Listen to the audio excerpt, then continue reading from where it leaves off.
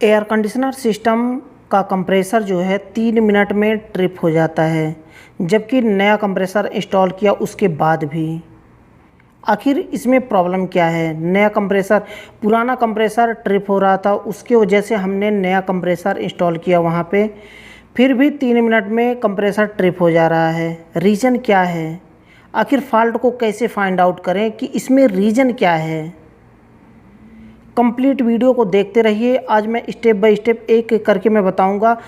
सबसे पहले सिस्टम को आपको समझना पड़ेगा कि आखिर सिस्टम काम कैसे करता है, रेफ्रिजरेंट का साइकिल काम कैसे करता है, एयर कंडीशनर का कंप्रेसर रन कैसे करता है, स्टार्ट कैसे होता है, और उसके बाद पंप कैसे करता है, सक्शन कैसे करता है।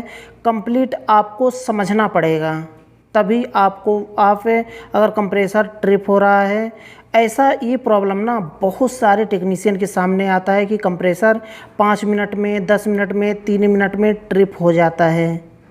रीज़न क्या है? उसके लिए आपको 2 वीडियो वॉच करना पड़ेगा। एक तो एयर कंडीशनर सिस्टम काम कैसे करता है, जो उसका रेफ्रिजरेंट का साइकिल होता है वो काम कैसे करता है, कैसे रन करता है रेफ्रिजरेंट, आउटडोर से लेके इंडोर, इंडोर से लेके आउटडोर। अगर विंडो एसी है तो कूलिंग कॉयल से लेके कंप्रेसर से लेकर के कंडेंसर, कंडेंसर से कूलिंग कॉयल से फिर वापस कंप्रेसर किस तरह से रन करता है, ये जानना बहुत ज़रूरी है आपके लिए। तभी आप समझ पाएंगे कि कंप्रेसर हमारा ट्रिप हो रहा है तो रीज़न क्या है। उसके लिए मैं डिस्क्रिप्शन में लिंक दे दूंगा, वहाँ से क्लिक करके उस वीडियो को आप देख सकते हैं और सीख सकते हैं कि एयर कंडीशनर सिस्टम काम कैसे करता है, रेफ्रिजरेंट का साइकिल किस तरह से होता है। तो उस वीडियो को आप देखिए और सीखिए। इस वीडियो में complete step by step process में बताने वाला हूं कि कंप्रेसर आखिर ट्रिप क्यों होता है। जब भी नया कंप्रेसर इंस्टॉल करें तो आपको किन किन बातों का ध्यान रखना चाहिए कंप्रेसर इंस्टॉल करते टाइम, क्योंकि मैं एक कंप्रेसर गंवा चुका हूं। आप उस वीडियो को देखिए, जो कि एक छोटी सी गलती की वजह से मैं 12,000 रुपये का कंप्रेसर मैं एक ही झटके में गंवा दिया। जबकि मेरा नुकसान तो नहीं हुआ, लेकिन किसी का तो नुकसान हुआ। तो उस वीडियो को देखिए कि आखिर गलती क्या हुई थी। इस वीडियो में भी कवर करने वाला हूँ, कोई दिक्कत नहीं है, लिंक दे दूँगा, आप देख लीजिए उस वीडियो को, फिर आप समझ जाएंगे। जब भी नया कंप्रेसर इंस्टॉल कर रहे हों, या तो पुराना कंप्रेसर अगर बार बार ट्रिप हो रहा है तो उसे कैसे चेक करें कि कंप्रेसर में फ़ॉल्ट है या फिर सिस्टम में फ़ॉल्ट है, जो कि 3 मिनट में ट्रिप हो रहा है, 5 मिनट में ट्रिप हो रहा है।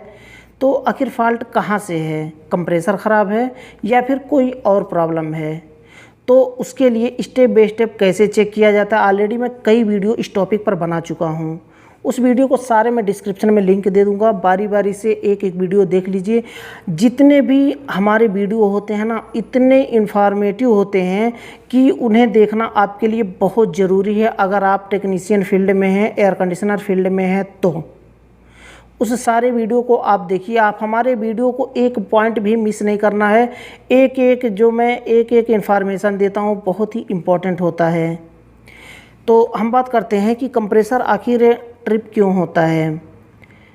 कंप्रेसर अगर सही होता है, दोनों में बताऊंगा कि एक तो होता है कंप्रेसर ख़राब होता है, जिसकी वजह से कंप्रेसर बार बार ट्रिप होता है। मैं एक यहाँ पर वीडियो क्लिप दिखाना चाहूँगा, जो कि कुछ दिन पहले मैं कंप्रेसर को मैं टेस्ट किया हूँ। वो कंप्रेसर हमारा क्या हो रहा था कि लगभग 1 मिनट भी पूरा नहीं चलता था और कंप्रेसर ट्रिप हो जाता था, हर बार कंप्रेसर ट्रिप हो जाता था। तो सिस्टम में फ़ॉल्ट नहीं था, ये एक कंप्रेसर ही फ़ॉल्ट था। आप मैं वीडियो क्लिप देखिए, आप नीचे डिस्क्रिप्शन में लिंक दे दूंगा, उसे डायरेक्ट कैसे स्टार्ट करना है और कैसे मैं चेक किया हूँ, कंप्लीट आप देख लीजिए उस वीडियो को, तब आपके समझ में आ जाएगा। तो आपको कंप्रेसर इंस्टॉल करने से पहले, जब भी आप कंप्रेसर इंस्टॉल कर रहे हों, उससे पहले आप कंफर्म कर लें कि कंप्रेसर ख़राब था या फिर सिस्टम में कोई प्रॉब्लम था जिसकी वजह से कंप्रेसर ट्रिप हो रहा था।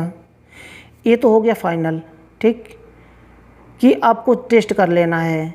अब कंप्रेसर को कैसे टेस्ट करेंगे कि हमारा कंप्रेसर ही फ़ॉल्ट है या फिर सिस्टम में फ़ॉल्ट है, यानी कि कंडेंसर, कैपिलरी या फिर कैपेसिटर, कहाँ पे फ़ॉल्ट है, कैसे चेक करना है।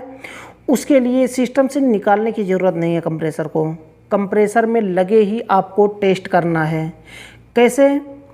कंप्रेसर का आप जब पहले कैसे क्या चेक करना है, ये देखिए। पहले कैपेसिटर आपको चेक करना है। नॉन इन्वर्टर एयर कंडीशनर की बात कर रहा हूँ। नॉन इन्वर्टर एयर कंडीशनर में आपको पहले, इन्वर्टर छोड़ दीजिए, भूल जाइए, ज़्यादा दिन चलने वाला नहीं है इन्वर्टर एसी। वैसे कुछ है भी नहीं चाहिए इसको रिपेयर करने में, चेक करने में कुछ है नहीं इन्वर्टर एसी में। ऑलरेडी मैं कई वीडियो बना चुका हूँ, लेकिन ये ज़्यादा दिन चलने वाला नहीं है, सक्सेस नहीं है ये इन्वर्टर एसी। ये तो बेवकूफ़ बना करके कंपनी वाले पूरा फैला दिए, इन्वर्टर बिजली कम खपत होगी, ऐसा कुछ भी नहीं है। बिजली कम खपत बहुत कम 9-10 का डिफरेंस है बस नॉन इन्वर्टर से, क्योंकि हाई फ्रिक्वेंसी पे जब कंप्रेसर चलता है तो नॉन इन्वर्टर और इन्वर्टर में कोई डिफरेंस नहीं रह जाता है। तो हम कंप्रेसर की बात कर रहे हैं, छोड़िए वो सब बातें, उसकी बात हम बाद में करेंगे। तो कंप्रेसर आप जब भी चेक करना हो उसी सिस्टम में लगा रहे। पहले आप कैपेसिटर चेक कर लें, कैपेसिटर सही है।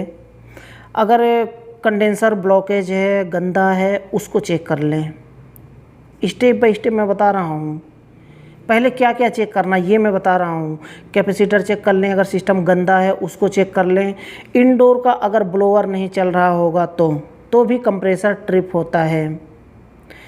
ये तो हो गया, इंडोर का ब्लोअर चेक करना है, कैपेसिटर चेक करना है, अगर गंदा है सिस्टम उसको चेक करना है। हो सकता है कभी कभी ना थोड़ी देर फैन मोटर चल करके बंद हो जाता है आउटडोर, ये भी प्रॉब्लम है ये कि कंप्रेसर ओवरहीट होकर ट्रिप होने का, उसे आप चेक करें।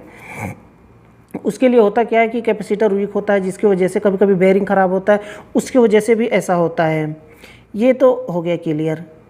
अब हम बात करते हैं कि आपको अब फाइनली आपको कंप्रेसर और कैपिलरी चोकअप के बारे में आपको दोनों में देखना है कि कैपिलरी चोक है उसकी वजह से हो रहा है या फिर कंप्रेसर ओवरहीट हो रहा है, कंप्रेसर ख़राब है इसकी वजह से हो रहा है। अब कैपिलरी को बिना खोले, बिना गैस को आप वेस्ट किए किस तरह से आप समझ पाएंगे कि हमारा कैपिलरी चोक है, उसके लिए भी ऑलरेडी मैं वीडियो बना चुका हूँ, नीचे डिस्क्रिप्शन में लिंक मिल जाएगा। उस वीडियो को क्लिक करके देखिए और सीखिए कि आप कैसे समझ पाएंगे, कैसे फाइंड कर पाएंगे कि कैपिलरी चोक है। सिस्टम को खोलना नहीं है, सिस्टम में से गैस उड़ाना नहीं है, फिर भी आप समझ पाएंगे। इस वीडियो में मैं बताऊंगा, कंप्रेसर को चेक करना मैं बता रहा हूं, इसलिए कैपिलरी खोलना ज़रूरी है। अब कंप्रेसर जब क्या करने, जब कैपेसिटर भी और सब कुछ चेक कर लिए, फाइनल लास्ट में इसको चेक करना है आपको। इसी में आपको फाइनल हो जाएगा कंप्रेसर ख़राब है या फिर कैपिलरी चोक की वजह से ट्रिप हो रहा था। कैपिलरी को आप कट करके बाहर निकाल लें। पाइप आप डिस्चार्ज लाइन जो कंडेंसर से जो जुड़ रहा है और कैपिलरी जो कूलिंग कॉइल के साथ जोड़ रहा है उसको आप कट करके अलग कर लें। कंप्रेसर यानी कि सक्शन लाइन और डिस्चार्ज लाइन दोनों खुला होना चाहिए। अब यहाँ पर क्या करें, सिस्टम को ऑन करें और सिर्फ कंप्रेसर को वहाँ पर चलाएं, रन करें। कंप्रेसर को देखिए, यहाँ पर फ़ैन मोटर भी चलेगा, कोई बात नहीं है, फ़ैन मोटर उसकी सप्लाई अलग है। अब यहाँ पर है क्या कि रेफ्रिजरेंट रन नहीं करेगा, सिर्फ कंप्रेसर विदाउट लोड के चलेगा कंप्रेसर। तो अगर 1.5 टन का है तो 3-4 एम्पियर लेगा, अगर 2 टन का है तो हो सकता है 4 एम्पियर, 4.5 एम्पियर, 5 एम्पियर ले। 2 टन का है तो यही दोनों में से होता है, 1 टन का और 2.5-3 टन का भी, तो वो छोड़ दीजिए, मैं 1.5 टन का और 2 टन का बात कर रहा हूँ। तो वहाँ पर सिर्फ कंप्रेसर को आप चलाइए। अगर सिर्फ कंप्रेसर ही आप चलाते हैं, आप मेरा भी ये वीडियो क्लिप भी देखते रहिए और जो मैं बता रहा हूँ उसको भी ध्यान से सुनिए। और क्लैममीटर भी साथ में लगाइए, कंप्रेसर के कॉमन में या फिर कंप्रेसर के रनिंग में, कहीं भी आप लगा सकते हैं, न्यूट्रल या फेस कहीं किसी में भी, तो एम्पियर उसका बताएगा। कंप्रेसर को स्टार्ट करिए, उसके बाद उसका ना पंपिंग आप टेस्ट करिए कि पंप वो कर रहा है कि नहीं अच्छे से, और कितना एम्पियर ले रहा है, कितना एम्पियर ले रहा है और कितनी देर चल करके हीट अप हो रहा है। बहुत ज़्यादा 1-2 मिनट चलाएंगे ना तो सब समझ में आ जाएगा कि कंप्रेसर ख़राब है या फिर किसकी वजह से हो रहा था ऐसा। क्योंकि अगर ख़राब होगा तो आप मेरा कंप्रेसर देख रहे हैं, जैसे मैंने चेक किया था तो उसमें से धुआं जैसे फेंक रहा था, तो आपको पता चल जाएगा कि कंप्रेसर ख़राब है। 1-2 मिनट 3 मिनट आप इसको चलाएँगे कंप्रेसर को, इसे खाली कंप्रेसर चलाना नहीं चाहिए जल्दी, केवल टेस्ट करने के लिए 1 मिनट बहुत हो गया कंप्रेसर को चलाना। 1 मिनट में ही आपको पता चल जाएगा। क्योंकि कंप्रेसर अगर ख़राब होगा तो यहाँ पर एम्पियर हाई एम्पियर लेगा और सक्शन में डिस्चार्ज में कहीं तो प्रॉब्लम रहेगा, या तो डिस्चार्ज नहीं फेंक रहा होगा, सक्शन नहीं खींच रहा होगा, या फिर साउंड उसका कुछ ऐसे लग रहा होगा जैसे घिस करके चल रहा है उसका स्टेटर रोटर। तो इस तरह से होता है, तो आप समझ पाएंगे कि कंप्रेसर हमारा ख़राब है। अगर कंप्रेसर स्मूथली बिल्कुल नॉर्मल चल रहा है, खाली नॉर्मल चल रहा है, तो फिर समझ जाइए कि आपका कैपिलरी चोक था। अब देखिए आगे क्या करना है। अब कंप्रेसर आपका फाइनल हो गया वहाँ पर, अगर ख़राब है तो, नहीं ख़राब है तो, दोनों फाइनल हो गया यहाँ पर। मतलब कैपिलरी चोक था जिसकी वजह से कंप्रेसर ओवर हीट होकर ट्रिप हो रहा था। अगर कंप्रेसर यहाँ पर फिर भी नहीं चल रहा है, अच्छा से स्मूथली नहीं चल रहा है, तो फिर कंप्रेसर नया लगाइए। अब देखिए यहाँ पर समझिए कि नया भी कंप्रेसर लगाएंगे या फिर पुराना ही लगाएं।